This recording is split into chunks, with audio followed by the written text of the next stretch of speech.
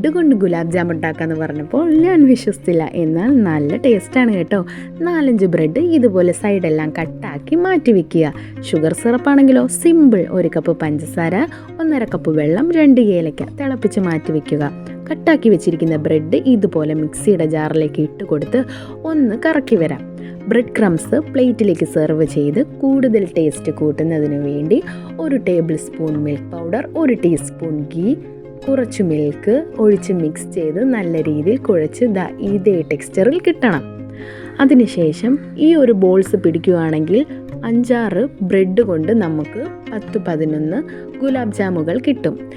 ഇതുപോലെ.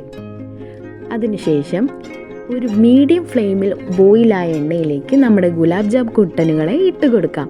നല്ല രീതിയിൽ ബ്രൗൺ ഷെയ്ഡ് ആവുന്നത് വരെ നമുക്ക് ഫ്രൈ ചെയ്യാവുന്നതാണ്.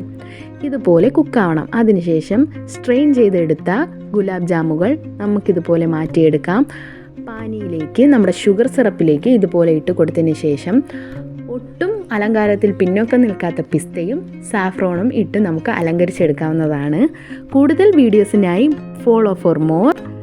മറ്റൊരു വീഡിയോ കാണുന്നത് വരയ്ക്കും ബൈ.